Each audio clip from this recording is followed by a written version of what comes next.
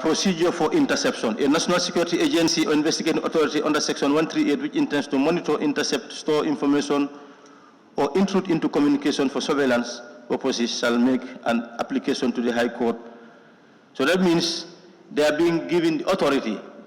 Of course, if you go by this, it is saying that they cannot institute this surveillance, this monitoring, without going to a court of law. That's fine. If you go by this, you will say, well, that's fine. But for me, I don't think they should even be given, no institution, no official of the state should be given the authority to be intercepting the communication of people. This is my position. Unless the Honorable Minister convinces me, and I would need an explanation from the Honorable Minister, that for me, this is really an intrusion. This is really a violation of the rights of people. The violation of the rights of the person to be doing communication. Of course, I am not promoting, I'm not saying that people, those who are bent on subverting the state, so to speak, should not be taken to task. But I think this should only be the case if there is information that sufficient enough to enable them to prosecute a person who is bent on doing something that is inimical to the security of the state. But for me, I'm coming from that premise that for me, I don't believe that security is having an well-armed armed forces, so to speak. The state must really avert its mind that security is not guaranteed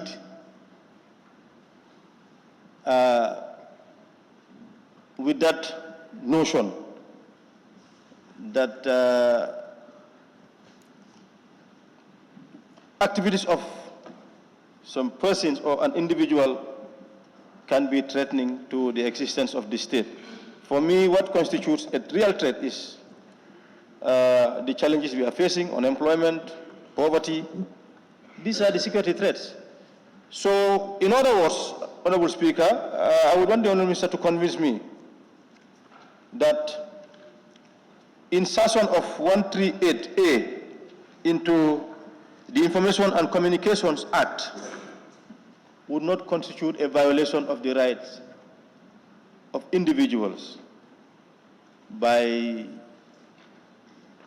monitoring their communication, performing surveillance, and then seeking for the court's permission to do exactly that, to violate the privacy of individuals. So this is my take on this bill, on the merits of the bill, going by the reasons advanced by the object and reasons advanced by the Honorable Minister: monitoring, intercepting, and storing of information. That this really constitutes a violation. So I would not support this bill if it continues with this provision. So thank you very much. Thank you. Excuse me. Thank you very much. I think it is also very good practice when amendments are brought for copies of the Parent Act, which is being sought to be amended, is made available so that we can do the comparison. So, Honorable Minister, next time if we can have the copies of the Parent Act so that we can compare. Thank you. Honorable Member for Talinding. We're not following the sorry, sorry. Sorry, it has been moved and seconded that the bill entitled the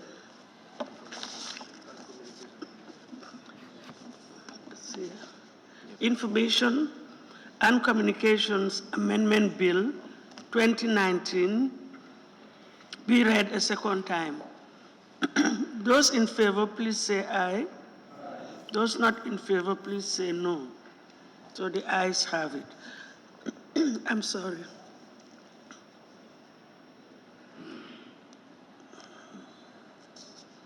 I think we need to read it title.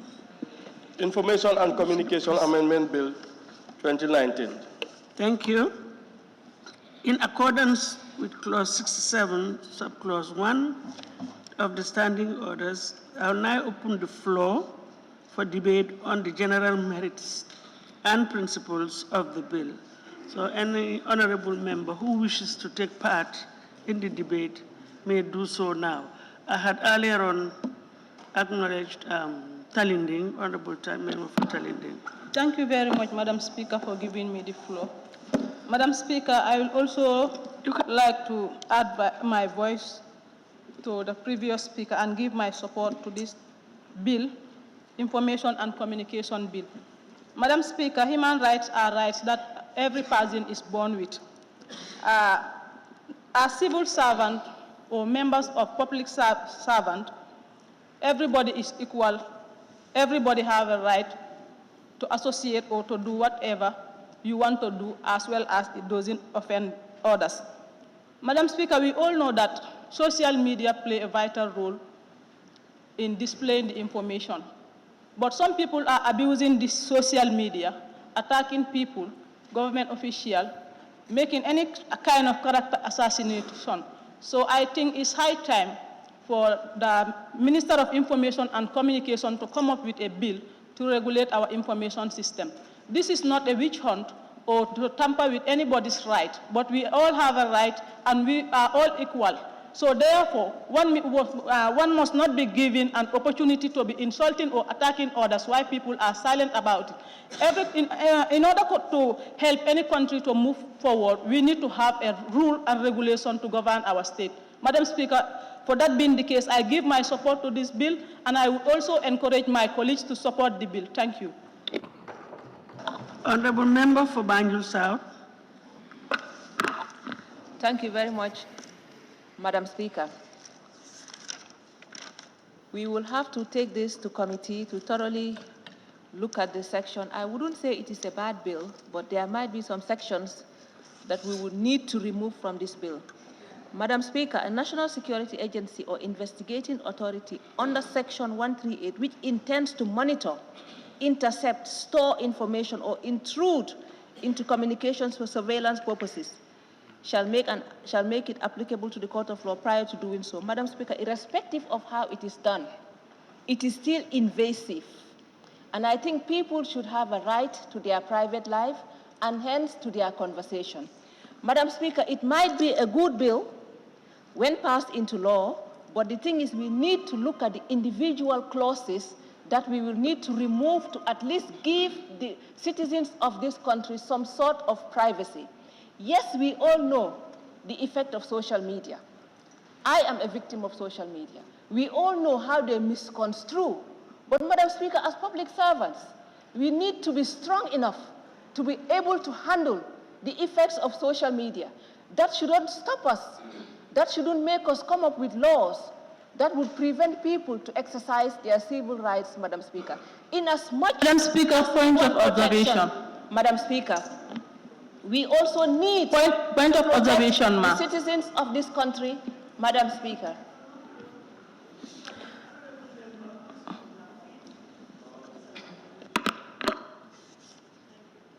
Thank you very much, Madam Speaker. But we haven't thoroughly looked at this bill. We only received this bill before the weekend. We need time because any law that restricts the civil liberty of people must be thoroughly looked into, Madam Speaker. In as much as we want to protect ourselves, we also need to protect the citizens that we are representing. Thank you. Thank you very much. Honorable Member for Serakunda. Thank you very much, Honorable Speaker.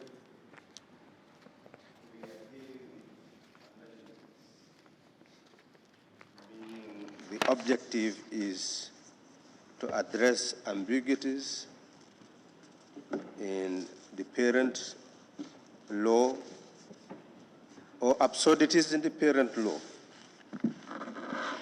It is therefore important to look at the objects and reasons that has actually been provided for us. because they constitute the spirit of the law that should guide the letter. Honorable Speaker, Section 173 has actually tormented quite a number of people when it was promulgated to be a law. What is interesting, Honorable Speaker, even though the aim was to protect government and public officials from false news, incitement of disaffection, caricature, impersonation, blackmail, and all sorts, very few people had actually been prosecuted under the law. And a law that cannot be enforced is no law. So essentially, we just simply get a bad image without achieving the desired effects, because nothing is more widespread than the very behavior that the law aimed to curb today than ever before. So essentially, it is becoming clearer and clearer that you do not criminalize behavior. What you need is to educate people so that they know how to behave. What you criminalize is what constitutes a real threat to life and property. And essentially, this particular amendment is fit for purpose. It has not served the purpose for which it was intended, and therefore it is absurd. And because of that absurdity, the amendment is right and proper. What is also being introduced needs to be looked at, because we are lawmakers, and the law we make should be the law that could be enforced and will serve the purpose that is intended. It is important to look at what the law intends to do, and that is paragraph 138A. If that clause comes into law, does it serve the purpose that the object aims to serve? The object tells us of the need to monitor, intercept, and store information in communication for surveillance purposes. It does not go further to tell us surveillance of what. Is it just surveillance in general, or surveillance for a particular purpose?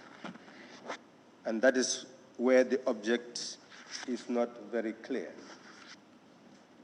Honorable Speaker, we know as lawmakers, we should be guided by principles.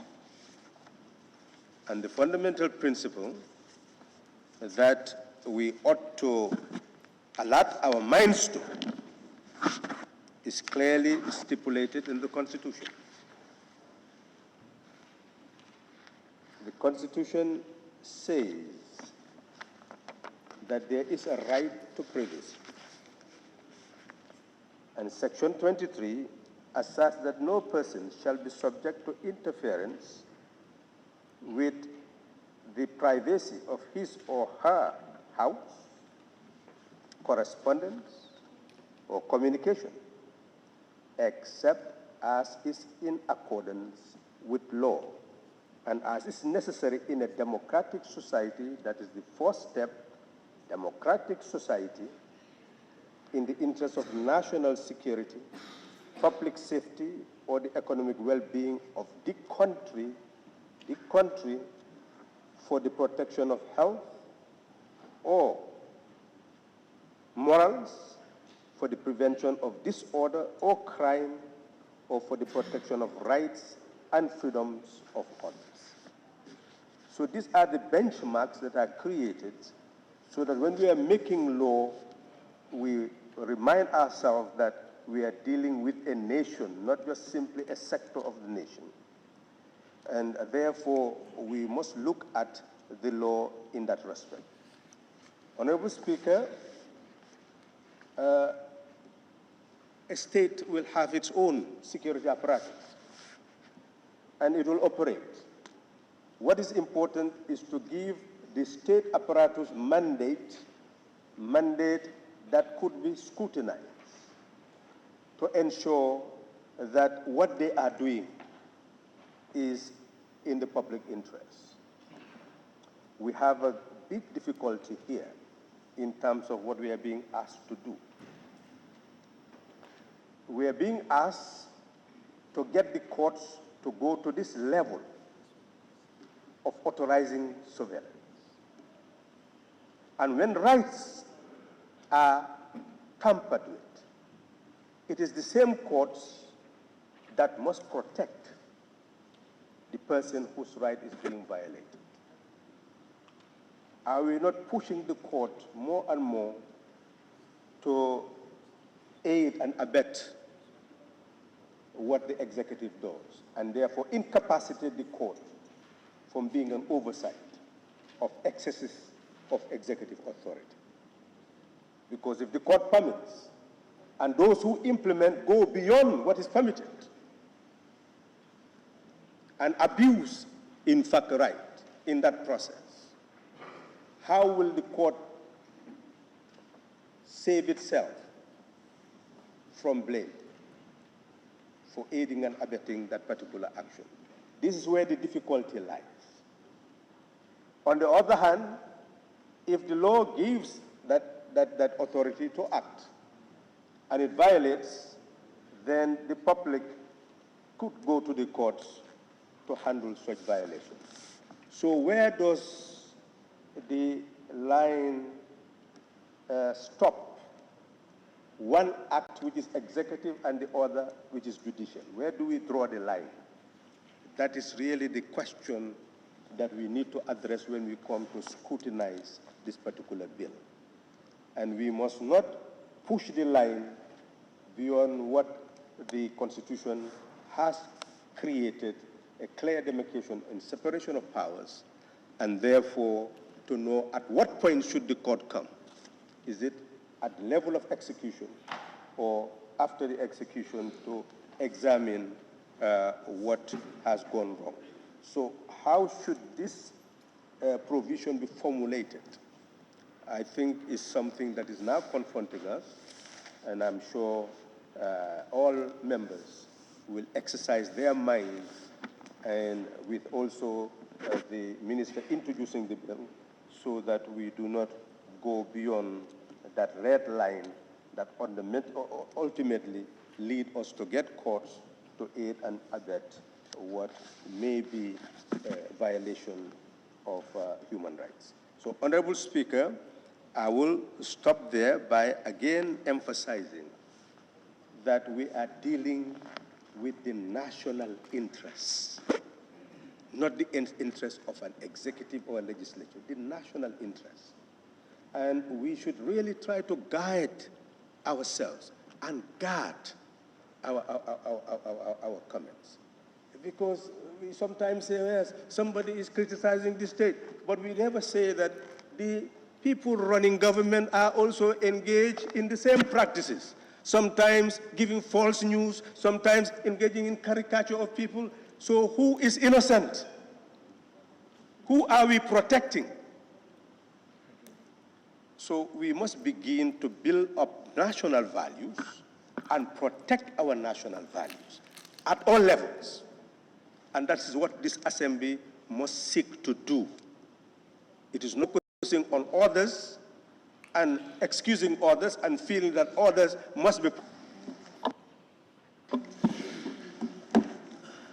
Thank you very much, Honorable Speaker, for giving me the floor.